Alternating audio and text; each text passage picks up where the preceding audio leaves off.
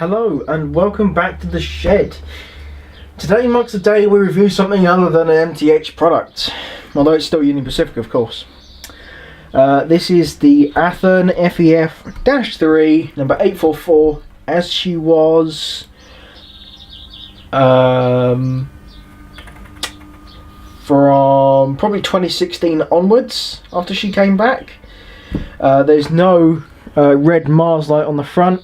So yes, she's a more recent model because she sports sound recorded from FEF-3 844 herself, and well, makes the loco sound very, very good. So straight off the bat, what are the FEF-3s? The FEF-3s are a series of Northern class locomotives which are 484. They are, as you can see, very big. Union Pacific and Alco, well, Union Pacific wanted some, so they went to Alco and said, well, let's drop some designs and see what we can come up with. And safe to say the designs were very different. So what Union Pacific said was, build what we've got, and if it doesn't go very well, it's, you know, it's our fault. You know, we won't blame you, we'll pay you. And they went, oh, all right then. So in the end they ended up with these, the FEFs. Well, they had the 1s, 2s and then the 3s. This is a -3 of course, as I previously mentioned, and what they resulted with was a locomotive that could haul 15 to 16 coaches continuously at 110 miles an hour, I believe the stated speed was. These were big, no one expected them to be fast, but Union Pacific proved them wrong. And that's what's really good about modelling the Union Pacific. They weren't scared to experiment and come up with things like this. I mean, these were, you know, quite a few built. There were quite a few 9000s built. They're just a bit odd, and there's a lot of variety. So this loco is as preserved. 844 is the, I think, one of 2 FEF-3s, -3s preserved. The other one is a spares donor for 844, and apparently the boiler is in better condition because it hasn't been used as much. 844 has actually been in continuous service with Union Pacific for all its life. Never exited the active roster when steam came to an end because they kept it to the side for excursion duties, and she's become a very well-known favourite. Like I said, she's preserved. This model is in as preserved condition because the first denoting factor is the oil tender. Of course, originally wouldn't have been built as an oil burner, I don't think. I believe she was delivered in 1946, although I can be wrong, I can be proven wrong. If you know more about the loco than me, well, you've probably actually seen the loco. I haven't. Well, the model is very nice. There's plenty of detailing. Unlike MTH products, this isn't die-cast metal body and tender. This is plastic. It's, you know, it's quite light. There's still a bit of weight to it. The loco is heavier than the tender by all means, so she is quite light in some places. I have just noticed whatever the fudge nuggets that is, I'm not sure. I think it's some kind of toolbox. Yeah, okay, that's meant to be there. It just, from the light, it looked like it had a different colour, but no, that is meant to be there. What does she sport? Well, headlight, marker boards, marker light on the back, and I believe a headlight on the back. No, just a marker light on the back, I believe. I do believe she has a opening, yep, cab hatch right there. Doesn't, well, it sticks when it gets to about there. Otherwise, as you can see, that's flopping back down. She is second hand, I might add. I bought her from Model Junction in Slough. If you're a Brit and you want to model the American scene, I highly suggest you look at Model Junction in Slough. They've got plenty of stuff. Very recently they've listed Union Pacific water tenders and, well, they're by Scale Train's Rivet Counters brand. and they're also recently listed to come later this year. Union Pacific coaches from the preserved excursion set.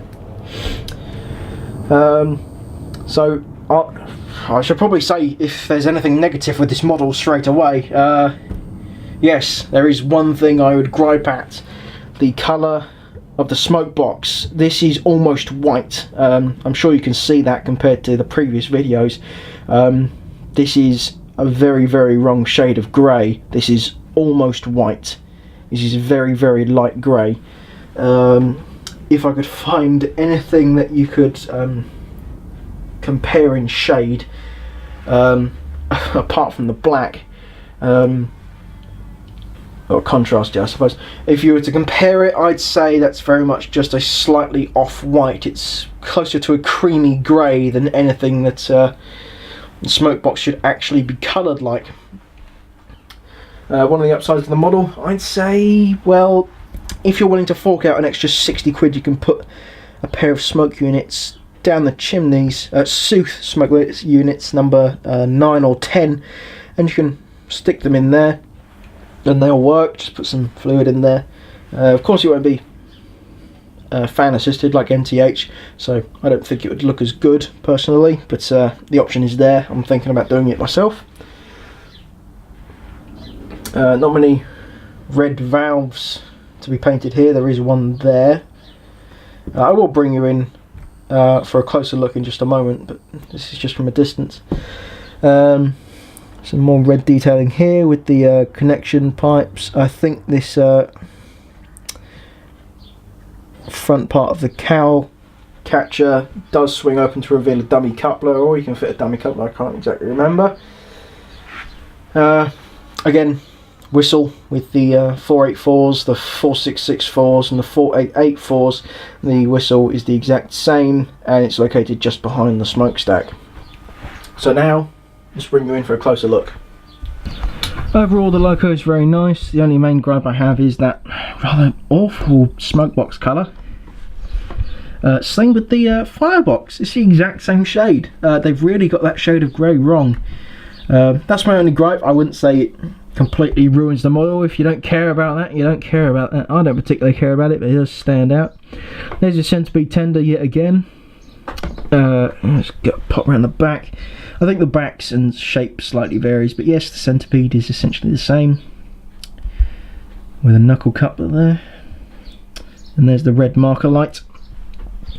If we move this way, I don't think there's actually any cab crew fitted, so that's a bit disappointing. Again, this little hatch just does not stay open.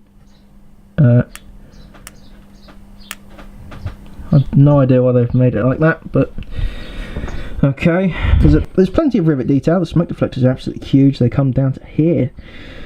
The actual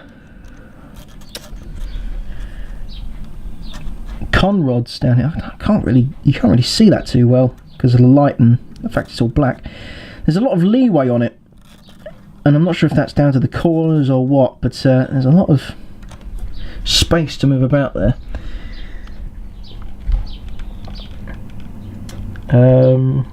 Overall, the detailing is very nice. The riveting's done really well, especially on the tender. The amount of rivet detailing on there.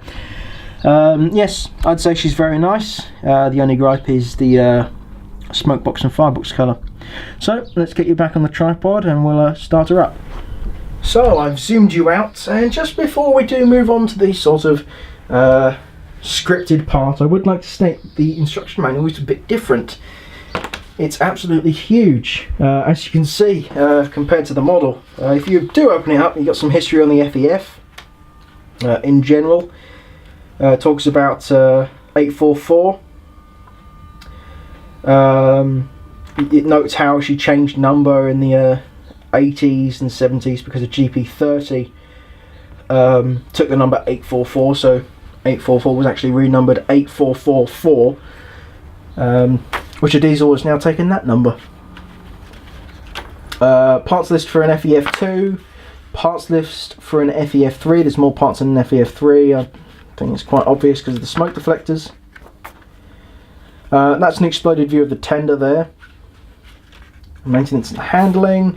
And then it gets onto DCC sound, which is the bit we want. Now, something to note, the sound doesn't really turn on and off. It's just as soon as there's power, she's got sound.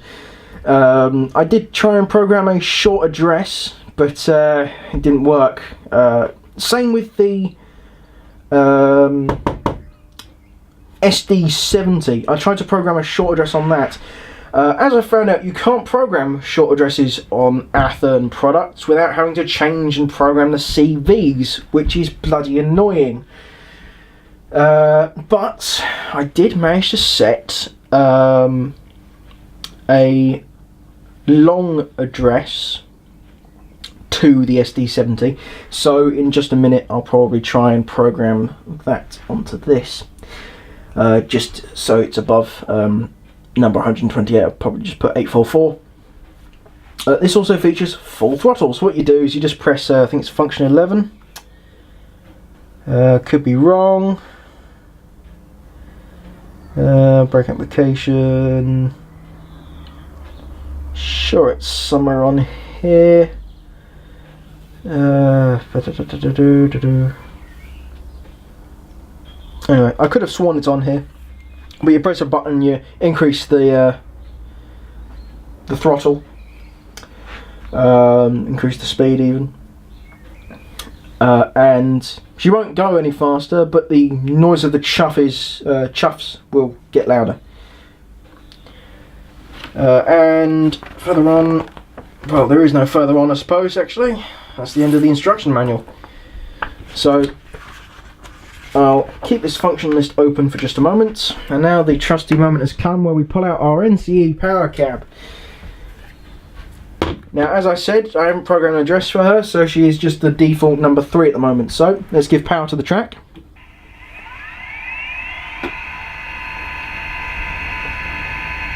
And she's on. So try and pop the headlight on.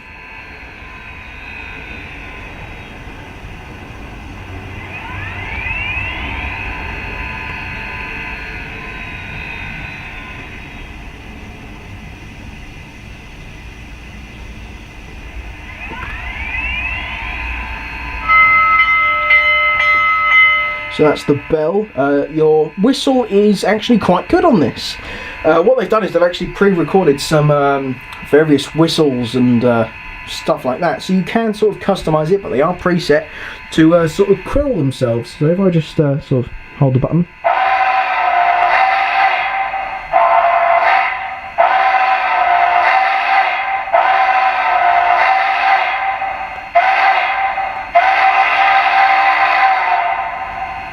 So as you can see, it sort of quills itself, which is quite good, I'd say.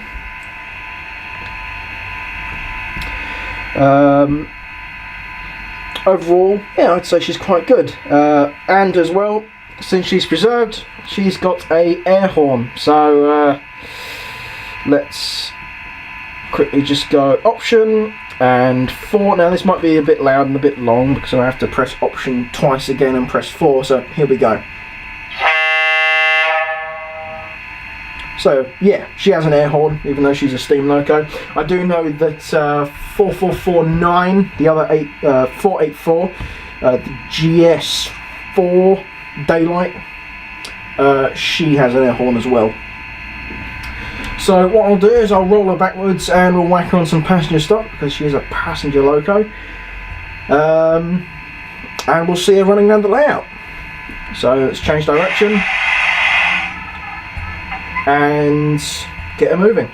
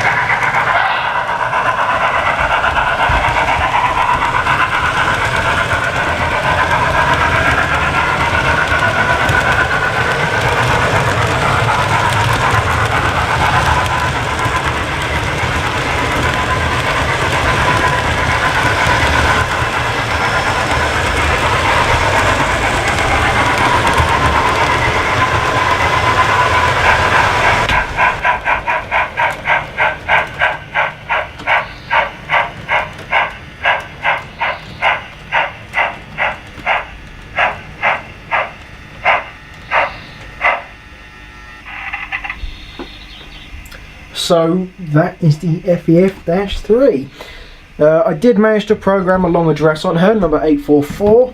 So it seems, yet again, Athearn and MTH are the other way around from each other. So MTH, you can program short addresses, but for long addresses you need to program some CVs.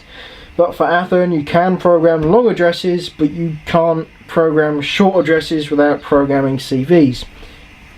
That's a bit weird, but oh well. So, as you saw, a great runner. She can haul a very long train. Although she does seem to cap out a little, I would probably add a little more weight to her so she could get the haulage that she needed. But to be honest, I personally run her with a shorter train. Even though she can do such big loads at high speeds, I don't think I'd be doing so on my layout. So that's it for this video. Next video will be on the MTH Big Blow Turbine number 66. So I will see you in the next video.